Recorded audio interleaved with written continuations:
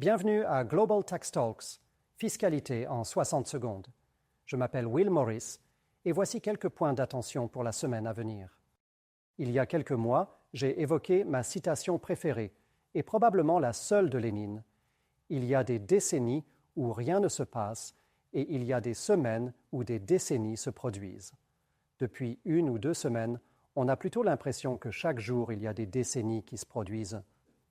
En premier lieu, il faut s'attendre à encore entendre parler des droits de douane américains, qui ont déjà dominé l'actualité la semaine dernière.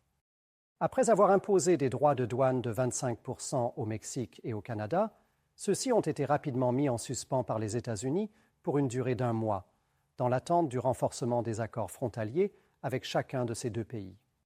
Mais des droits de douane de 10% sur les produits chinois sont eux bien entrés en vigueur, et la Chine a alors riposté avec des droits de douane ciblés, notamment sur les produits énergétiques, ainsi qu'en limitant, par exemple, l'exportation de certains minéraux critiques. Et d'après les déclarations de l'administration américaine, on s'attend à ce que l'Union européenne soit également bientôt visée par des droits de douane américains. Comme nous l'avons déjà dit, si les droits de douane ne sont pas stricto sensu des taxes, ils agissent parfois comme tels et influent directement sur la politique fiscale des pays, par exemple, en ce qui concerne les taxes sur les services numériques, dont la Belgique vient d'annoncer son intention de mettre en place une telle taxe d'ici 2027 au plus tard, si aucun accord ne peut être trouvé au niveau européen ou international. Par ailleurs, il faut s'attendre à entendre parler du sort du processus des Nations Unies pour une convention fiscale internationale à la suite du retrait des États-Unis la semaine dernière de ce même processus.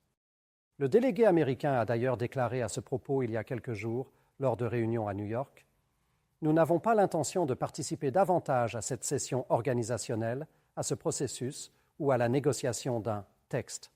Nous rejetons la nature même de ces discussions. » Il a poursuivi, « Le processus conduirait à une convention qui entraverait de manière inacceptable la capacité des nations à adopter des politiques fiscales qui servent les intérêts de leurs citoyens, de leurs entreprises et de leurs travailleurs. » On ne sait pas encore exactement quels seront les effets de ce retrait, même si la Pologne, parlant au nom de l'Union européenne, a déjà déclaré que si le comité allait de l'avant avec un processus de prise de décision à la majorité simple alors, et je cite, « Cela pourrait affecter la volonté des États membres de l'Union européenne de participer à la future convention. » Concernant Pilier 2, plusieurs membres du comité Ways and Means de la Chambre des représentants ont écrit au président Trump pour réitérer leur volonté de soutenir des mesures de rétorsion qui impliqueraient à la fois le recours à la législation actuelle, telle que l'article 891 par exemple, ainsi qu'à de nouvelles mesures, préfigurant ainsi une action future du Congrès en la matière. Autre développement très intéressant, bien que moins médiatisé, l'Inde n'a fait aucune démarche pour introduire Pilier 2 dans son budget de la semaine dernière. Le langage utilisé par un haut fonctionnaire des finances indien pour décrire cette situation était assez révélateur. Lorsqu'on lui a demandé pourquoi il n'y avait eu aucune action en ce sens, il a répondu « De nombreuses juridictions ont effectivement poursuivi les changements, mais pas l'Inde. Mais avec l'annonce par les États-Unis de leur sortie de l'accord, nous devons vraiment voir comment cela va se passer. Par conséquent, il n'est pas nécessaire pour nous de le faire pour le moment.